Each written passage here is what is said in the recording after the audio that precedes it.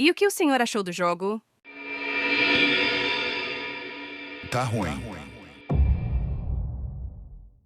Mas tá bom.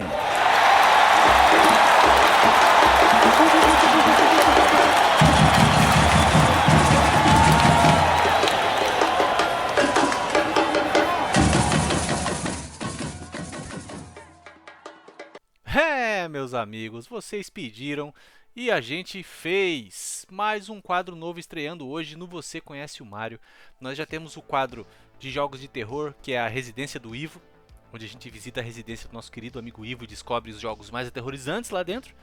Nós temos o quadro Profissões, onde a gente aborda profissões dos videogames.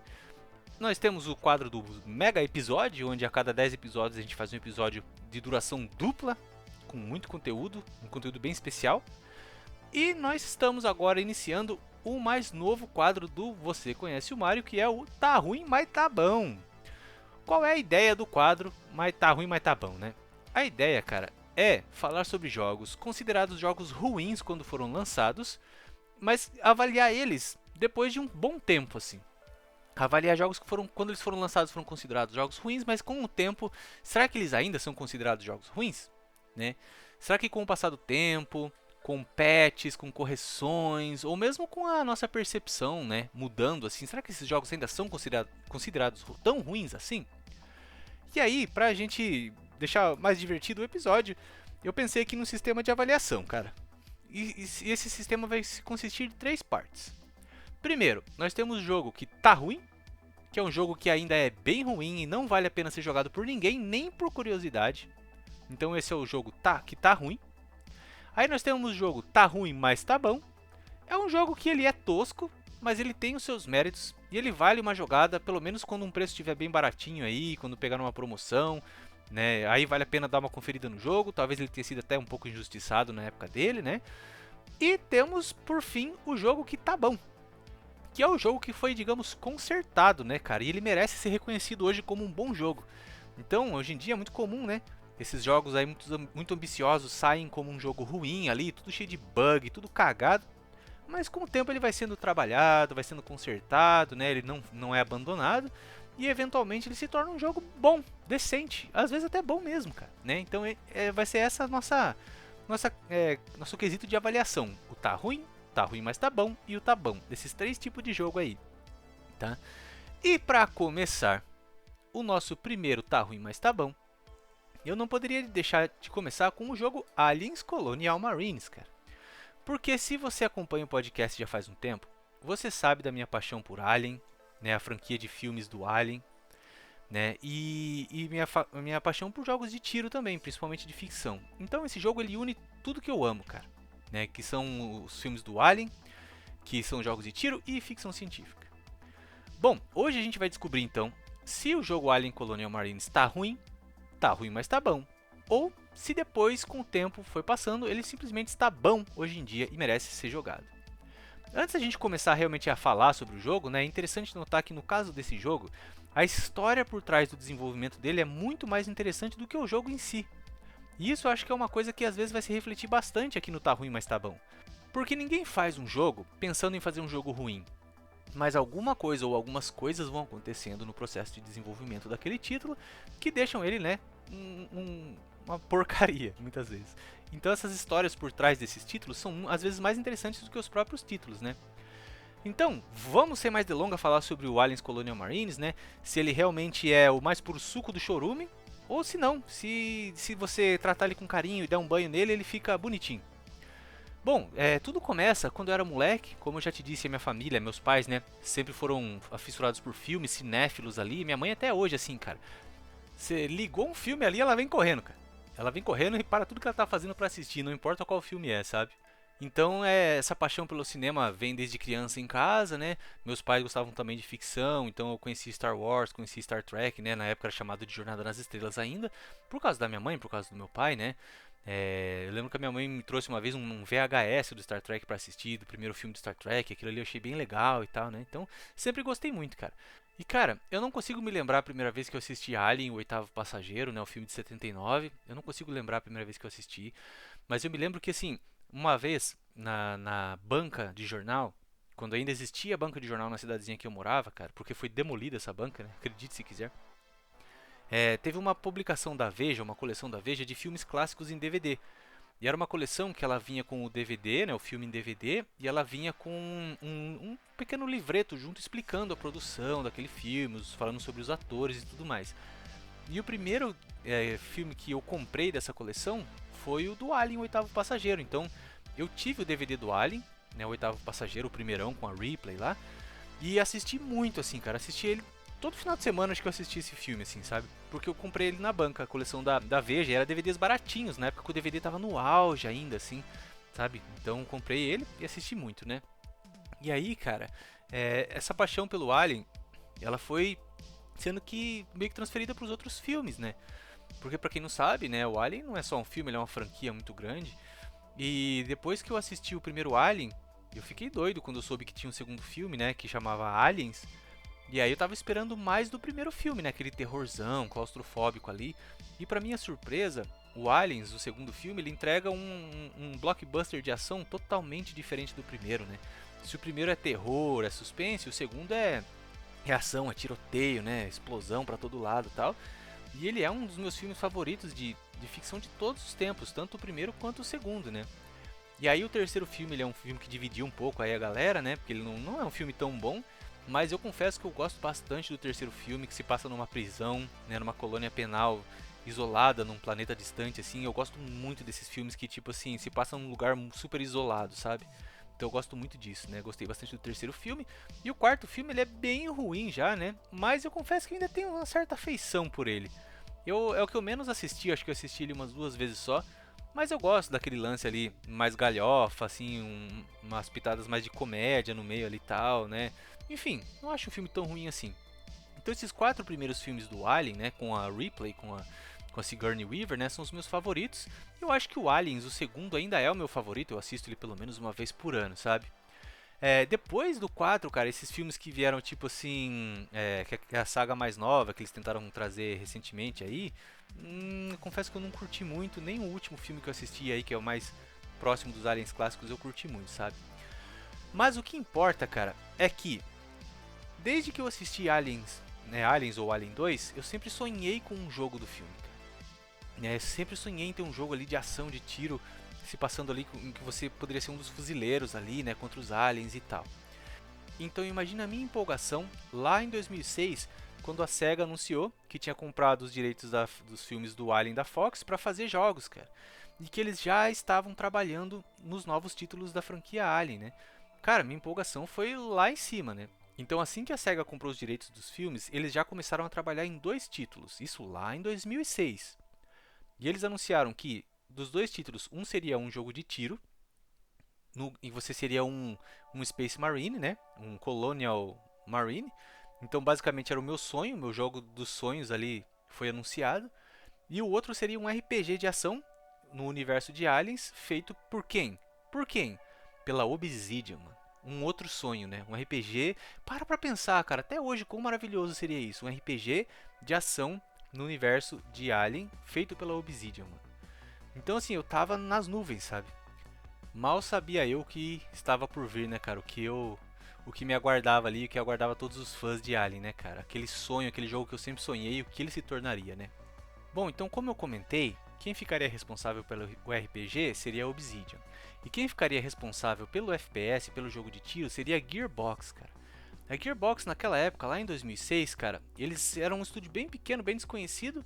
Eles tinham trabalhado em algumas expansões do Half-Life, do primeiro Half-Life, né? E o primeiro jogo que eles tinham feito ali, o jogo original, a IP original deles, era um jogo de Segunda Guerra chamado Brothers in Arms, que é um puta de um jogão também, cara. Então, quando a SEGA anunciou que a Gearbox trabalharia nesse jogo, eu falei, pô, vai ser um jogo de tiro de esquadrão, meio tático ali, como o Brothers in Arms, só que no universo do Aliens, legal, né? Então, cara, o tempo foi passando, e depois desses anúncios, assim, a gente meio que não viu mais muita coisa sobre esses 2 projetos, sabe? Hoje, se você procurar no YouTube, tem vídeos do RPG, lá da Obsidian, bastante vídeo com... Eles já estavam bem avançados, assim, mostrando a criação de personagens super detalhadas, né, o gameplay e tudo. E, cara, tava um jogo bem legal já, viu? Só que em Lá por 2009, mais ou menos, cara, a SEGA, né, tava passando por momentos difíceis ali, financeiros difíceis. Nenhum jogo que eles lançavam emplacava, cara. Eles não conseguiam lançar um hit que vendia, assim, sabe? Então eles estavam passando por maus bocados ali, sabe? Então, cara, chegou num momento que eles estavam investindo dinheiro, tinham gastado um puta dinheirão para conseguir os direitos do Alien, né? Investindo em muitos projetos aí que não estavam dando certo. Então chegou num momento em 2009 que a SEGA ela teve que escolher focar em um dos projetos. Ou ela iria focar no FPS, ou ela focaria no RPG. E aí, cara, a SEGA tomou uma das piores decisões possíveis na história dos videogames, que foi cancelar o RPG da Obsidian, que já estava avançado pra caramba, já estava super promissor, e resolveu focar no FPS, porque em 2009, cara, teve aquele boom do Call of Duty, né? Call of Duty, acho que era o Modern Warfare 2, tinha acabado de sair ali, então, pô, vamos focar no FPS, né? A SEGA viu esse caminho aí como mais certeiro, como mais lucrativo, né, cara? Então eles decidiram continuar trabalhando com a Gearbox. Porém, a Gearbox, depois do sucesso que ela teve com o Brothers in Arms, ela resolveu que ela queria focar agora em 2 projetos. Eles tinham grana em caixa e iriam focar em 2 projetos, né? Um desses projetos era o Aliens, que era um projeto licenciado, e o outro projeto deles era o Duke Nukem, que virou o Duke Nukem Forever, que também foi outro flop, né? Que logo logo a gente vai falar sobre ele aqui no Tá Ruim, Mas Tá Bom também. E aí, cara, então eles começaram a investir recursos ali no Duke Nukem, e aí eles falaram, pô, a gente precisa ter uma IP nossa também. Porque o Duke Nukem já era uma IP que existia, o Aliens era uma IP que já existia, e a Gearbox queria ter uma IP deles. E foi aí que surgiu o Borderlands, cara. A Gearbox começou o desenvolvimento do primeiro Borderlands, não sabiam que ia ser um grande sucesso, mas eles queriam ter uma IP de tiro deles, proprietária, né? Então, a SEGA estava financiando o projeto ali do Alien, e a Gearbox estava focada muito mais em fazer o Duke Nukem e o Borderlands. E aí saiu o Duke Nukem em 2011, foi aquele flop, e saiu o Borderlands. Quando o Borderlands saiu, ele foi uma explosão, assim, né, cara? Ele foi um grande hit ali, de sucesso mesmo. E foi totalmente inesperado. A Gearbox não esperava que ele fosse ser aquele sucesso que ele foi, o Borderlands 1.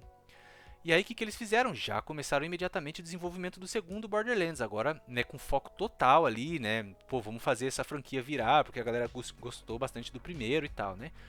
Então eles começaram a investir todos os recursos que eles tinham ali no Borderlands 2. E aí o Aliens foi ficando cada vez mais de escanteio, cara. E aí o que eles fizeram? Pô, vamos terceirizar o desenvolvimento do Aliens. A gente já desenvolveu, né? Teoricamente eles já tinham começado o desenvolvimento lá em 2006. Isso aí já era 2009, né? Então já tinha 3 anos de desenvolvimento no Aliens. E eles falaram, bom, vamos passar esse projeto do Aliens para uma terceirizada, continuar o projeto e a gente foca tudo que a gente pode aqui no Borderlands. E essa terceirizada era um pequeno estúdiozinho chamado Timegate, que era conhecido por ter jogos tipo bem fraquinhos assim, como um jogo chamado Section 8, que era um jogo de tiro multiplayer na época também. Então assim, a Gearbox passou a produção para Timegate, a Timegate ficou super empolgada, né? Os caras contam nas entrevistas que eu li assim, que eles ficaram super empolgados de poder trabalhar na franquia Alien, né? Com dinheiro aí da Gearbox, bancando o projeto e tal, e ficaram super felizes, né? Só que aí quando eles receberam os assets da Gearbox para continuar o trabalho, o desenvolvimento, eles perceberam que não tinha quase nada ali, mano. E para uma empresa, né, que tinha pego aí o jogo para começar a fazer em 2006 e lá em 2009 ainda não tinha quase nada feito, alguns modelos só iniciais, né, alguns concepts feitos ali e tal. Então eles achavam, os caras da Timegate, que eles iam pegar o jogo já meio que pronto e iam meio que terminar o jogo ali para lançar, né? Então foi meio que um choque para os caras perceber que quase nada tinha sido feito. E aí eles começaram a perceber, cara, que a Gearbox, na verdade, ela tinha dado prioridade para os jogos dela, pro Duke Nukem, pro Borderlands e pro Borderlands 2. Então, o dinheiro que a SEGA estava investindo no Alien por todos esses anos, né, estava provavelmente indo para esses outros projetos que era da própria Gearbox, cara. Então os caras estavam meio que pegando a grana ali, sabe, para investir nos próprios projetos. E as poucas coisas que tinham ali, que a Gearbox mandou pra Timegate, eram assets de Borderlands, cara, sabe? Tipo o processador de luz do Borderlands, o processador de shaders, que não servia pro jogo do Alien. Então eles meio que jogaram tudo fora e tiveram que recomeçar o jogo meio que do zero, cara. Então eles falaram, pô, vamos recomeçar esse projeto. Do começo mesmo, eles refizeram a história, né? Refizeram todos os personagens e tudo ali. Só que tudo que eles se apresentavam pra Gearbox e pra SEGA, cara, eles não aprovavam. Então ficou muito tempo ali eles tentando aprovar uma história nova, porque a história passada já não estava legal, assim, era uma história ruim. Então aí a SEGA queria uma coisa, a Gearbox queria outra, né? E aí quando eles conseguiram acertar a história, né? A história do jogo, ela basicamente conta o que aconteceu com o Hicks, né? Do segundo filme, porque no segundo filme não mostra no final, não conclui a história dele, né? Então basicamente o jogo ele liga o segundo filme com o terceiro. Só que a história estava ruim, então eles tentaram meio que refazer, a história foi reescrita várias vezes pra SEGA poder aprovar, né? E aí, cara, a SEGA queria fazer um Call of Duty no universo de Aliens, então eles queriam que o jogador combatesse soldados inimigos e poucos aliens, né? O foco do jogo era atirar em soldados mesmo. Enquanto que a Timegate e a Gearbox não, eles queriam que o jogador enfrentasse mais aliens do que soldados inimigos, né? Então tinha muito conflito entre essas três partes, né? E no fim das contas, cara, ficou meio que o jogo ficou meio a meio, assim. Você vai passar muito do jogo atirando em soldados, bem a la Call of Duty mesmo, se escondendo atrás de muretas, atirando em inimigos humanos, né? Em algumas partes ali você tem os aliens para combater também. Então, cara, nas entrevistas que eu li, assim, o pessoal da Timegate conta que lá em 2010, 2011, quando eles começaram a trabalhar no projeto mesmo, tinha muita coisa ali que eles não puderam usar, porque era de outras histórias que já não ia mais encaixar na história daquele jogo. Então teve fases inteiras que eles jogavam fora, sabe? Porque não ia caber mais na narrativa do jogo, cara. Então pensa em quanto trabalho não foi jogado no lixo, sabe? Eles inclusive falam, assim, que por alguns meses eles meio que foram trabalhando às cegas, assim, cara. Eles não sabiam o que eles iam fazer. Então eles iam modelando umas coisas que eram mais genéricas, assim, sabe? E, por exemplo, até no gameplay a galera dava muito pitaco, assim, tinha galera que queria que o combate fosse mais, por exemplo, os aliens fossem mais poderosos, né? Que o jogador ficasse mais acuado. Daí a SEGA falava, não, a gente quer que o jogador seja poderoso, que ele seja um super soldado, assim, mais a Call of Duty mesmo, um jogo mais de ação. Então é como se fosse uma cozinha com muitos chefes tentando coordenar aquela cozinha ao mesmo tempo, cada um com uma ideia diferente, né? Então a Gearbox de um lado, a Timegate de outro e a SEGA de outro, sabe? Todo mundo dando pitaco, né, cara? E assim, uma coisa que quando eu pesquisei eu vi eles falando sobre isso, né? É que a Gearbox e a Timegate, cara, eles têm approaches muito diferentes para desenvolver jogos, sabe? Então a Gearbox ela vai trabalhando ali, melhorando o jogo, trabalhando, melhorando, trabalhando, melhorando.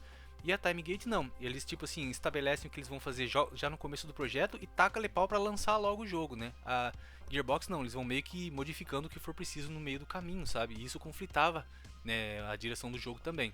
Então basicamente refaz várias partes, daí corta de novo, reescreve aquela parte, modela os personagens de novo e blá blá blá. Bom, aí nós chegamos no ponto que esse jogo ele ficou mais conhecido, né, cara? Que é a parte da demo, né?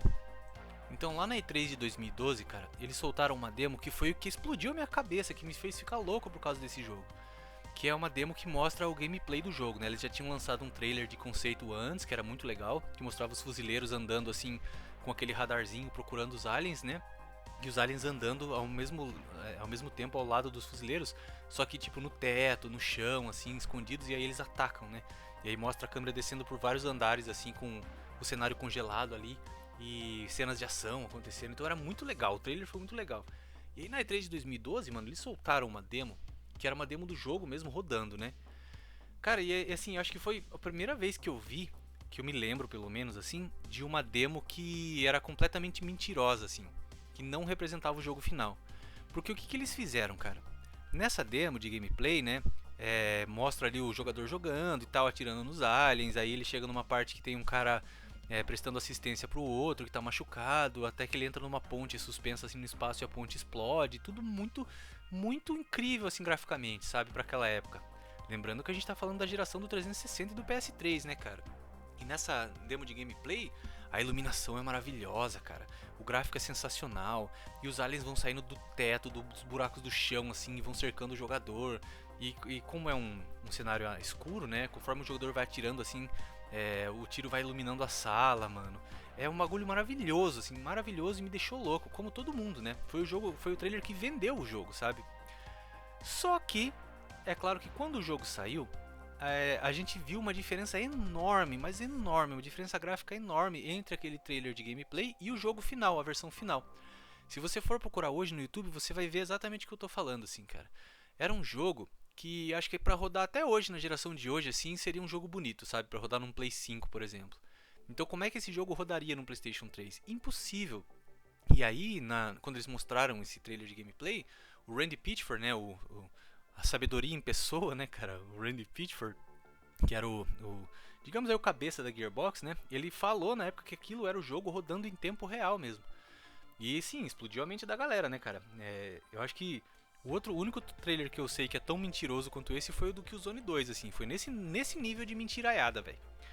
Então, quando o jogo saiu e a galera viu que não era nada daquilo, né, que foi tudo reduzido, texturas reduzidas, iluminação foi reduzida, né, a qualidade das partículas também super reduzida, todo mundo ficou pé da vida, cara. E não era só isso. A inteligência artificial dos aliens, que eles falavam nesse trailer aí, que era algo revolucionário, que os aliens iam te cercar e tudo. Cara, você joga esse jogo assim, os aliens são patéticos, cara. Patéticos, assim. Eles simplesmente entram em fila indiana, vêm na sua frente pra você matar eles. E assim, você derruba eles com 2, 3 tiros, sabe? É uma coisa vergonhosa mesmo, cara. E, cara, assim, o que mais que eu posso te dizer, sabe? Esse jogo ele foi avacalhado, esculachado e estraçalhado quando ele saiu. Porque a diferença foi enorme. E nas entrevistas, nas pesquisas assim que eu fiz, né? Eu vi que eles não conseguiam nem portar o jogo pro Play 3, porque o Play 3 era muito difícil de programar na época. Então o jogo já estava pronto para PC e para 360, e eles tiveram que demorar um pouco mais para conseguir lançar pro Play 3, cara. Então foi uma bagunça enorme assim, cara. E aí essa diferença entre um trailer maravilhoso e o gameplay real chocou muito a galera, inclusive eu. Acho que, como eu disse, acho que foi a primeira vez que eu vi um trailer assim mentir tanto, né? Coisa que eu só veria depois de novo com o Watch Dogs e o The Division. Aí o Jason Schreier, né, lá da Kotaku, ele fez uma entrevista em 2013 e ele pergunta pros caras por que o trailer ficou tão diferente do gameplay final. E os caras falaram que, os caras da Timegate contam que o pessoal da Gearbox chegou e pediu pra eles fazerem esse trailer de gameplay com o jogo rodando, só que o jogo tava rodando num PC, cara, high-end, fudido, entendeu?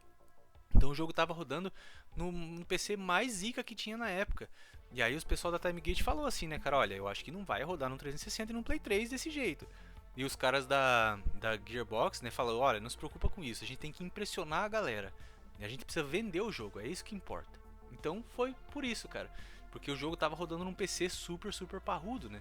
Inclusive um dos desenvolvedores que o Jason Schreier entrevista fala assim que eles estavam constantemente reduzindo mais e mais e mais em termos de textura, de shaders, de partículas, de fidelidade gráfica, né, para conseguir fazer rodar na memória dos consoles, né. Então você imagina, nunca ia atingir aquele nível, né. E aí você imagina, o jogo era da Gearbox, que passou para Timegate, que refez um monte de coisa, e aí em 2012 a Gearbox lançou o Borderlands 2, e aí que eles tinham tempo livre na mão. Aí eles foram lá e tomaram o projeto de volta da Timegate para eles terminarem o projeto. E aí contam nessas entrevistas que eles jogaram mais um monte de coisa fora, refizeram mais um monte de coisa que a Timegate já tinha feito, então o jogo foi refeito pela terceira vez, cara. E aí o jogo já estava 7 anos em produção, a SEGA estava mal das pernas, continuava investindo, tal, colocando pressão em cima dos caras, a SEGA ameaçando processar os caras porque eles não entregavam o jogo nunca, e assim, né, no tempo que demorou para sair o Alien, saiu 3 jogos da Gearbox, né, então peraí, alguma coisa tá errada, né. E aí o que os caras da Gearbox fizeram? Pô, a gente não pode pedir mais adiamento, não tem como, o jogo já tá 7 anos em produção, lança do jeito que tá.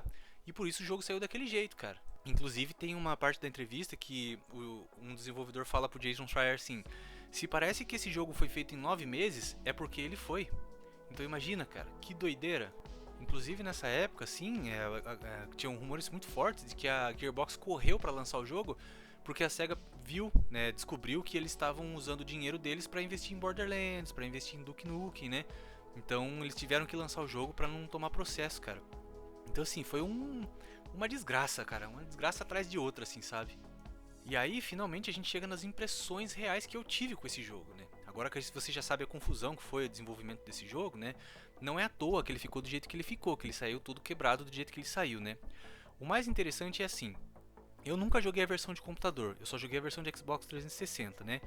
Mas falam que a versão de PC, além de ser bem mais bonita graficamente, né? Ela... essa história eu não sei se é real ou não, tá? Mas todo lugar que eu pesquisei, todo lugar que eu li sobre esse jogo, fala a mesma coisa. Que um dos programadores errou uma letra numa palavra lá nas linhas de código. Então vamos imaginar que em vez de ele escrever tipo Alien, ele escreveu Alien, por exemplo. Ele trocou o E pelo A. E essa letrinha que ele trocou nessa palavra, cara, era justamente a parte do código onde definia a inteligência artificial dos aliens no ambiente, como eles se comportariam em determinados ambientes, né? Então, por exemplo, se o jogador entrasse naquele ambiente, eles avaliariam o jogador, de onde ele tá vindo, tentariam emboscar ele, né, cara? Olharia a hora certa para atacar o jogador quando ele estivesse mais vulnerável, etc. É o que faria a inteligência artificial dos aliens ser mais ameaçadora, né? Por causa dessa letra, de uma letra que o cara errou numa linha de código, a inteligência artificial dos aliens, para quem jogou o jogo, vai lembrar bem do que eu tô falando, assim, ela basicamente não existe, cara. Então os inimigos eles ficam ali parados, ou eles pulam e ficam parados no mesmo lugar para você atirar, ou eles ficam andando a esmo assim para você atirar, né? Então não tem aquele medo, aquela tensão, né? E aí, como a SEGA queria um jogo mais de ação, você carrega ali 20 armas ao mesmo tempo, velho. Então você tem, sei lá, 5 metralhadoras, uma bazuca, uma escopeta, pistola, então você não se sente ameaçado pelos aliens, né? Já não bastava a inteligência artificial que não existe, você tem 200 toneladas de arma, né? Então é um jogo que ele não traz nenhum tipo de tensão, sabe? E uma outra coisa que é muito visível assim no 360 e no Play 3 pelo menos, né? É a qualidade gráfica do jogo, cara, que é péssima, é péssima. Eu comprei esse jogo, pra você ter uma ideia, quando ele saiu, eu acho que ele saiu em 2012, eu comprei ele uns 6 meses depois que ele saiu, então eu já sabia que o jogo era um flop, eu já sabia que o jogo era ruim e tudo mais. Mas eu gostava tanto de Alien, na verdade eu ainda gosto, né? Eu amo tanto Aliens, cara, que eu tinha vontade de jogar o jogo, entende? E assim, quando eu comprei ele, pra você ter uma ideia, eu comprei ele uns 6 meses depois do lançamento, eu paguei 50 nele, cara. Então eu paguei muito barato num jogo que tinha 6 meses de vida ali só. E aí eu comprei ele no 360 e realmente é isso que todo mundo fala, assim. Ele é um jogo super clunky, né? É duro de jogar. Os gráficos são bem ruins. Eu não estou exagerando quando eu digo que ele tem gráfico de PlayStation 2 às vezes, cara. É um gráfico muito lavado, assim, as texturas péssimas, né, no 360. A história é ridícula, né? Você só sabe que é o Hicks porque ele fala que ele é o Hicks no jogo, porque não dá nem pra saber pelo modelo tosco do personagem, sabe? Mas pra quem é fã mesmo, assim como eu vou falar pra você que eu me diverti com o jogo. De uma certa forma eu me diverti. Porque eu não ligo muito, cara. Eu gosto de jogo ruim, eu gosto de jogo tosco. Então eu não achei que era tudo aquilo que eles falaram. Basicamente é um Call of Duty com alguns aliens no meio ali. E tem uma missão que é interessante, porque tem uns aliens que eles explodem, se eles são cegos, então você tem que passar sem fazer barulho, né? É uma parte que dá tensão, é a parte mais legal do jogo, porque te dá o único momento que você tem medo dos aliens, né? Então eles colocam alguns inimigos diferentes no jogo, como um alien que é tipo um touro, assim, que ele ataca você, ele dá cabeçada. Eles tentam inovar. E pelo menos na questão gráfica, assim, no ambiente do jogo, é bem fiel aos filmes, sabe? Você até encontra algumas armas que os personagens usavam nos filmes, como a escopeta do Riggs, a metralhadora Smart lá da menina do segundo filme e tal, né? Então eles tentaram manter o mais próximo da sonoridade e da ambientação do filme, mas graficamente, mecanicamente e a inteligência artificial dos inimigos é péssima. Até os inimigos humanos, né? Os soldados da Weyland-Yutani, assim, que estão tentando te eliminar. Eles não têm tática nenhuma, eles vêm correndo pra cima de você e atirando em fila e você vai matando todos, sabe? Mas eu gostei desse jogo, assim, cara. Pro que ele é, eu gostei dele. Tanto que eu comprei a DLC que saiu depois. Pra você ter uma ideia, eu nunca tinha comprado uma DLC na minha vida e eu comprei a DLC desse jogo. Pra você ter uma ideia de que eu gostei do jogo. E ele é legal porque você tem alguns modos multiplayer, que claro, já estão mortos hoje.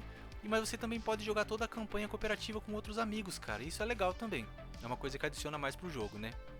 Mas, chegamos no final, então eu preciso da classificação desse jogo, cara. Será que tá ruim? É um jogo ruim demais? Não salva nada? Ou ele é um jogo tá ruim, mas tá bom?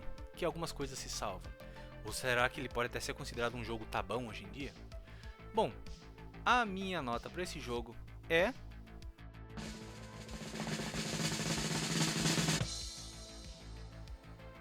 Tá ruim, mas tá bom.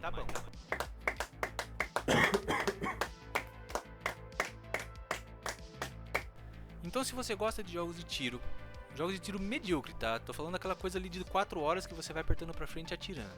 Se você é um fã hardcore de Alien ou Aliens, que nem eu, se você tem um PC, eu daria preferência para jogar ele no PC e com um amigo a campanha cooperativa. Aí eu acho que vale a pena. E não pague mais do que R$10 nesse jogo, tá? Pelo amor de Deus. Porque eles corrigiram os fãs corrigiram, fizeram um patch de correção daquele bug que eu falei de inteligência artificial. Então no PC os inimigos respondem como eles deveriam responder e o gráfico não é tão tosco. Então para jogar com um amigo é legal. Agora, se você gosta de jogo de tiro, de ficção, de terror, sci-fi como eu estou descrevendo aqui, vou recomendar 2 jogos para você que não é o Alien.